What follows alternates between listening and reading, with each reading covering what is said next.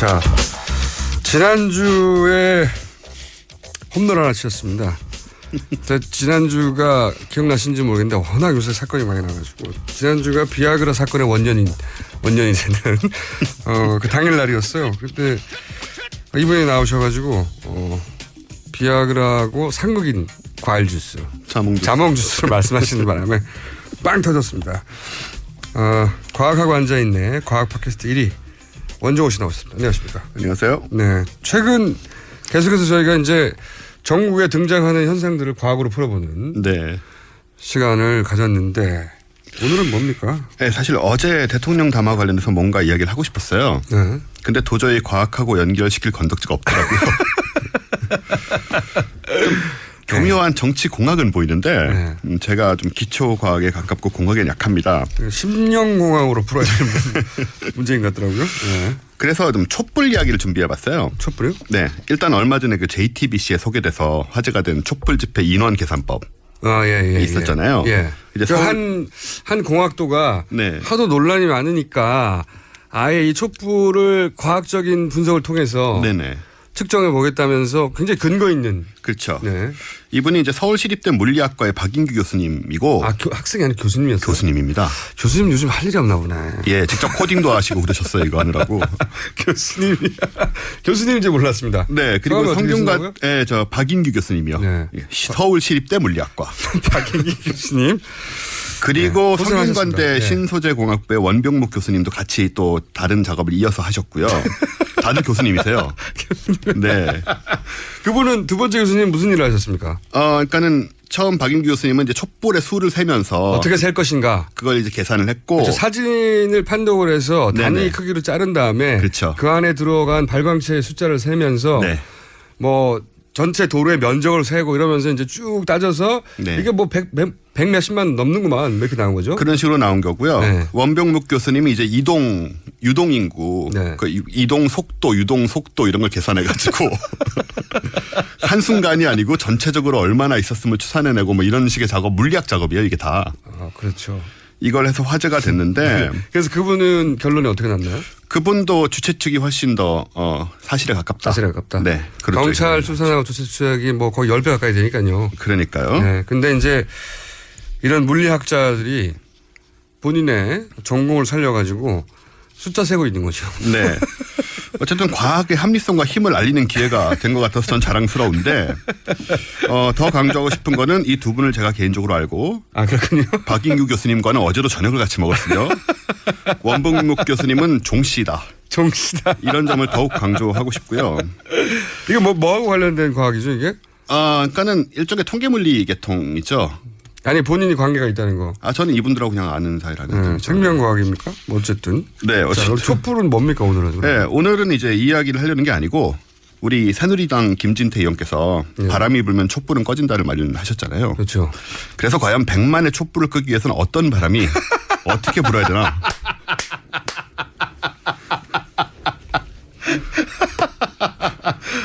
과학의 힘이 대단합니다 정말. 그럼요. 모든 걸 풀어낼 수 있습니다.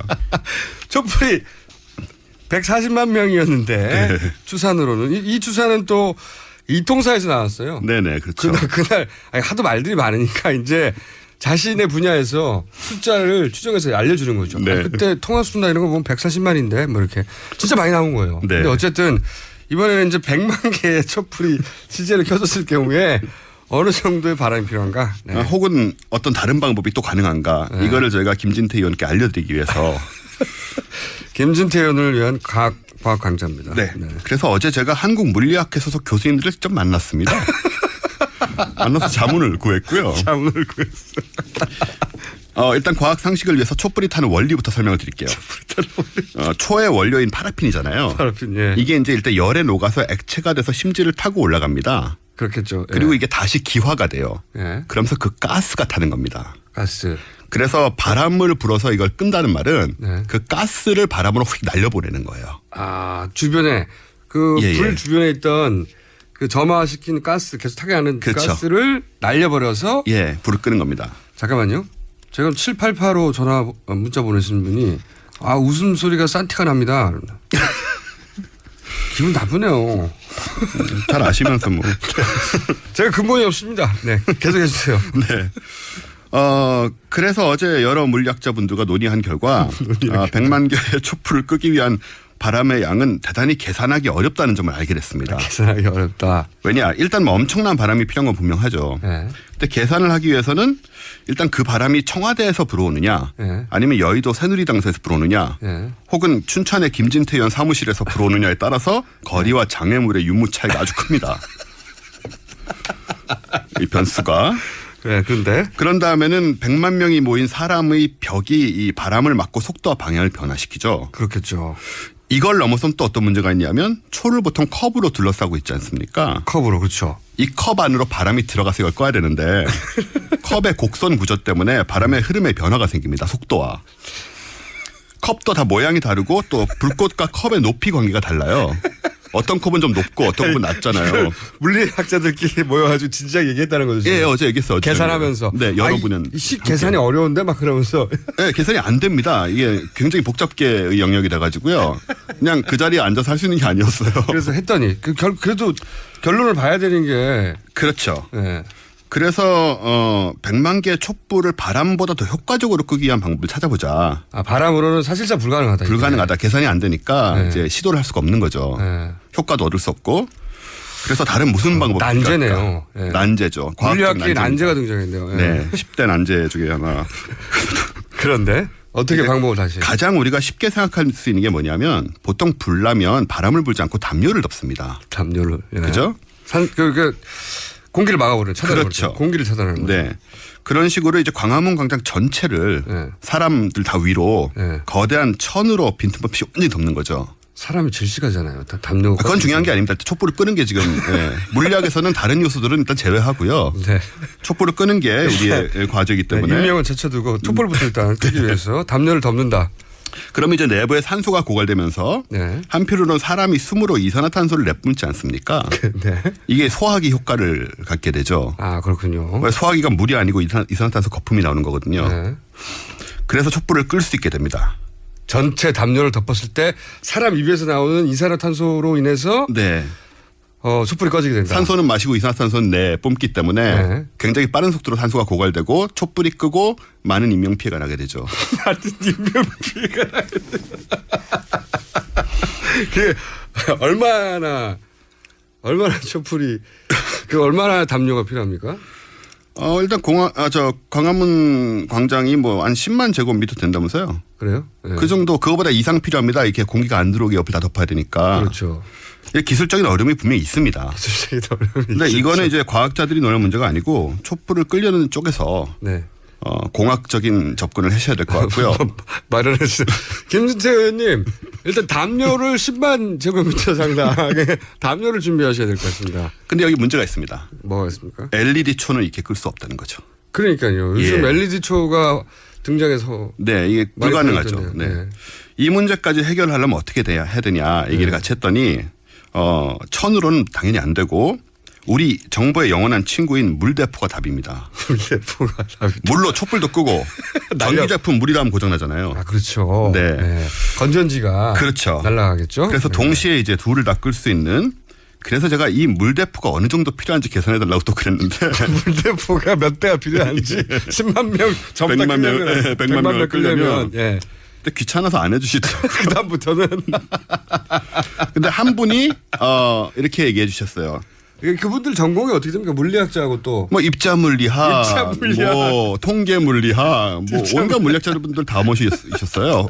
입자물리학. 물리학회 모임이었기 때문에. 물리학회 모임. 한국물리학회입니다. 네. 공식적인. 한국물리학회. 언제 모이셨죠, 그분들? 어제 저녁에요. 한국물리학회가 어디서 모이셨습니까? 홍대 모처에서 모였습니다. 한국물리학회 어제 저녁에 모여서 예. 이거 하신 학자분들 말이죠. 저희 한번 초대하겠습니다.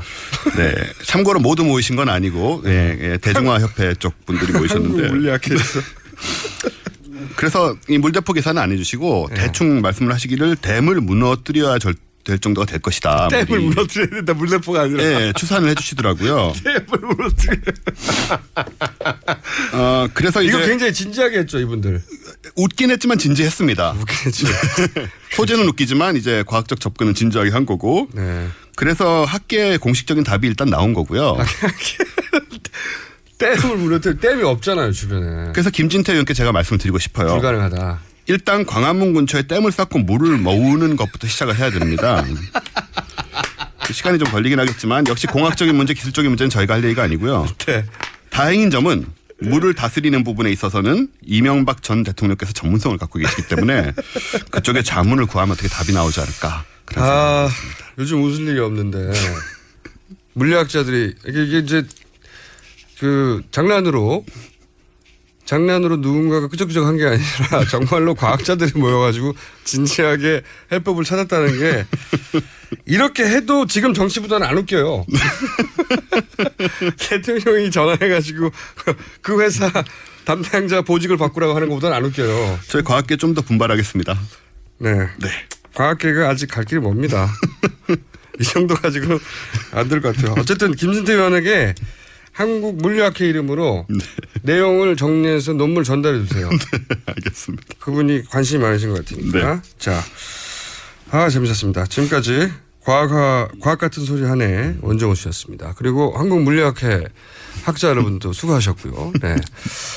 김어준이었습니다. 내일 다시 뵙겠습니다. 안녕.